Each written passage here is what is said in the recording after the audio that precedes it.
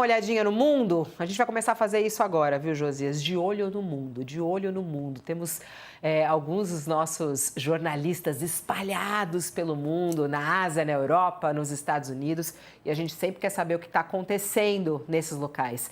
E recentemente chegou por aqui ele, Nelson de Sá, que trabalhou com você por um período. Trabalhou. Eu tenho a honra só agora de trabalhar com ele pela primeira vez. E é uma honra porque ele mora simplesmente na China, né? Então a gente ama essa história que ele mora na China e traz sempre notícias quentinhas pra gente. Olá, Nelson. Boa noite pra ele lá. Boa tarde já pra gente aqui. Oi pra você. Oi, Nelson. Oi, Fabiola. Oi, Josias. Tudo bom? Estou muito feliz de estar aqui de volta de novo. O Nelson ele vai estar conosco também, Josias, todas as quartas-feiras, aí fixo mesmo, entendeu? Toda quarta-feira, Nelson conosco aqui para dar essa olhadinha no mundo e fazer análises também no geral do que está acontecendo. Vamos lá, vamos começar com essa história do que está acontecendo no Japão. Achei curioso, o Ministério da China, o Ministério da Cultura e Turismo da China, está aconselhando os chineses a não irem para o Japão por questões de segurança, Nelson. O que está acontecendo? Então, enfim, uma declaração da primeira-ministra do Japão, alguns dias atrás, afirmando que o Japão deve enfrentar militarmente a China se a China vier a ocupar Taiwan. E isso, enfim, causou um terremoto aqui, não se fala de outra coisa, e essa medida foi uma forma de retaliar, para ir além das palavras. Então, houve essa recomendação, que aqui é um pouco mais do que isso, porque as três principais companhias aéreas, por exemplo, já soltaram informação hoje, inclusive, de que se as pessoas quiserem cancelar seus voos, elas recebem o dinheiro de volta. Ou seja, há um movimento muito grande de tentar fazer a retaliação, tentar fazer a resposta chinesa se tornar mais firme, enfim, ter um efeito prático sobre a economia japonesa. E hoje a bolsa japonesa caiu já por conta disso. É uma crise grande que, enfim, até onde eu pude levantar, nunca jamais um primeiro-ministro japonês havia afirmado isso, de que viria a, enfim, entrar militarmente em conflito com a China depois da Segunda Guerra Mundial. Ou seja, é algo muito difícil. Chegou agora, no meio da tarde, uma delegação japonesa aqui em Pequim para negociar isso, para tentar achar uma maneira de diminuir esse impasse que ficou. Enfim, há outras medidas que a China está preparando e exigindo retratação da primeira-ministra. Mas aí que tá, É uma né? situação bastante complicada. Agora, Nelson, foi uma gafe dela, ela falou isso valendo, porque tá todo mundo tentando entender um pouco, né? É algo, enfim, muito, muito inusitado. É algo que não se esperava. Ela é de direita no Japão, uma direita bem nacionalista, ela nunca escondeu isso. Mas mesmo os primeiros ministros mais à direita jamais chegaram a isso.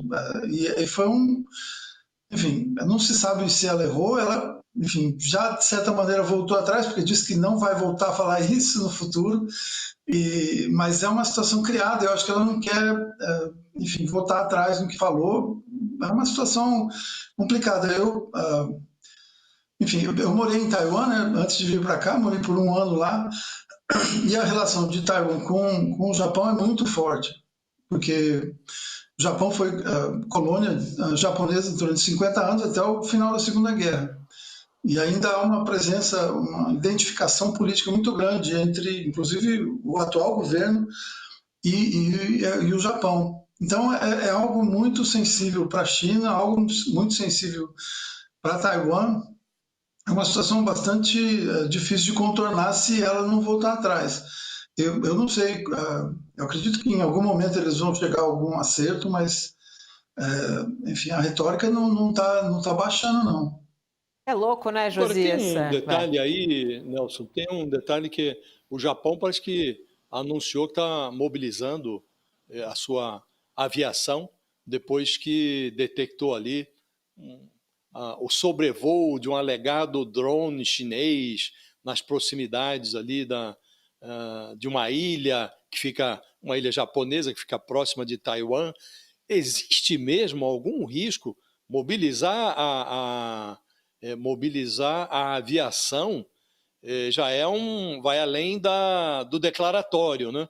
Existe algum risco disso descambar para um conflito armado? Acho que não, né? Eu acredito que não. Enfim, o Japão, constitucionalmente, ele não pode agir militarmente fora das suas fronteiras. O resultado da Segunda Guerra, ele não pode agir militarmente fora. E o que se acredita é que a declaração dela, assim como a declaração posterior que ela fez defendendo a presença de armas nucleares americanas no Japão, foram, enfim, digamos, mais para o público interno, para tentar mudar a Constituição japonesa em algum momento e permitir ação militar no exterior.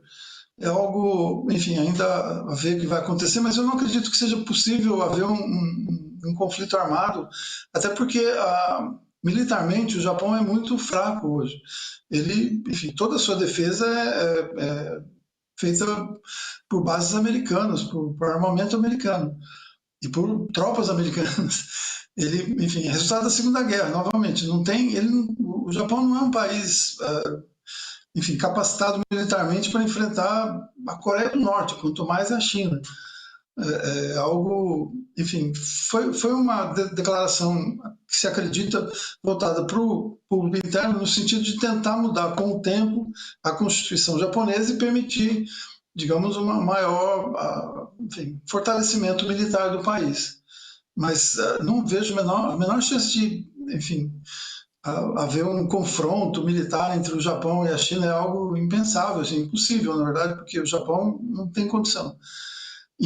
Mas, obviamente, existe a possibilidade, como é o caso também de Taiwan, de você tentar provocar a China para, na verdade, fazer os Estados Unidos entrarem em cena. Mas também aí não é algo simples de acontecer, porque a prioridade, como a gente está vendo no Caribe, é o hemisfério ocidental. A prioridade americana hoje é voltada militarmente para as Américas, para o seu quintal, digamos. Então, enfim, isso é expresso abertamente. A gente sabe o turismo, né, da China para o Japão é altíssimo, né? Será que eles vão seguir a recomendação de não ir viajar para o Japão? Fiquei pensando nisso. Será que já caiu? O pessoal está suspendendo viagem ou não? Ainda não tem registro disso, mas eu não tenho muita dúvida de que vai cair, sim, Fabiola. Porque aqui as coisas acontecem dessa maneira. Enfim, há uma determinação do governo central e tudo se movimenta nessa direção. Então,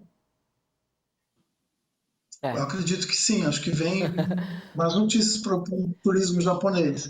Mais uma notícia internacional que eu queria abordar aqui com o Nelson de Sá, que está de olho no mundo para a gente, que tem a ver com Bangladesh. O que aconteceu? A ex-primeira-ministra foi condenada hoje à pena de morte por crimes contra a humanidade durante a repressão a protestos no país no ano passado e que levaram à queda do seu governo.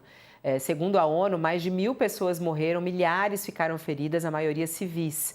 Ela tem 78 anos, foi julgada à revelia porque fugiu para a Índia. Ela nega envolvimento, criticou o processo judicial, mas foi condenada à morte. Hoje, a pena de morte. Será que ela vai conseguir se livrar, Nelson? Então, a situação de Bangladesh não é boa, não. Eles estão... Enfim, houve a queda do governo dela em agosto do ano passado e desde então um governo interino, meio às pressas, foi estabelecido e enfim, escolheu um procurador que é o procurador desse processo específico que, enfim, em pouco tempo a revelia julgou e condenou à morte. O partido dela, que é o maior partido, um dos dois maiores partidos do país, foi proscrito da eleição, ou seja, há uma série de enfim, andamentos no quadro político de Bangladesh que enfim, não indicam estabilidade institucional. Eles vão ter, está prevista a eleição para fevereiro, enfim, mas um dos principais partidos não vai, que é o dela, não vai poder participar, o que já coloca, enfim, organizações internacionais como o Human Rights Watch, por exemplo, já questiona a eleição por esse banimento de um dos partidos. É uma situação que não resultou muito bem até agora.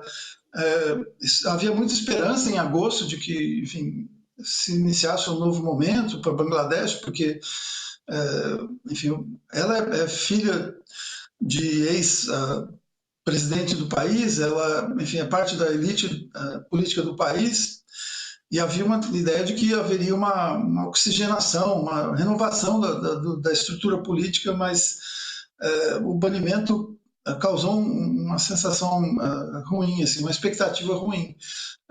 Já havia notícias negativas em relação ao Bangladesh, e eu acredito, para ser sincero, que essa decisão que foi um pouco, enfim, tomada por viés político, de certa maneira, para tentar segurar a crise criada pelo banimento do partido dela da eleição.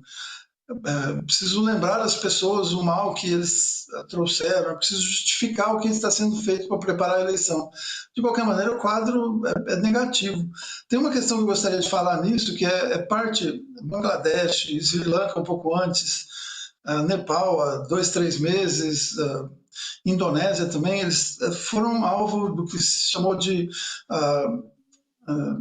protestos da geração Z, que foram mais ou menos como os protestos de 2013 no Brasil, como os protestos da Primavera Árabe, e que, enfim, cujo resultado no Brasil, na Primavera Árabe, já se sabe que não foi como se esperava, né? Eu entrevistei, quando houve a queda do governo no Nepal, eu entrevistei o Vincent Pevins, que é um jornalista americano que acompanhou 2013 no Brasil, escreveu um livro importante sobre os movimentos daquele momento no mundo, inclusive a Primavera Árabe, e ele falou que ele voltou anos depois a falar com os líderes desses movimentos e que todos, ou quase todos, estavam muito desanimados, porque o resultado era que o quadro no país havia piorado, não melhorado, apesar de todo o esforço deles. Ou seja, aquele idealismo juvenil da geração Z agora, dos jovens das jornadas de junho no Brasil, de certa maneira, usado para, enfim, fins que não são aqueles que eles, jovens idealistas, tinham. E é um pouco isso que está se vendo no Nepal, em Bangladesh, e, enfim, Sri Lanka é, na verdade, o caso mais bem sucedido ali, em que houve alguma renovação. É isso, mas, né? Enfim. Nelson, muito obrigada pela sua participação hoje aqui. Um beijo e até a próxima. Até Obrigado, quarta, Fábio. né? Até Obrigado, quarta. José. Um abraço.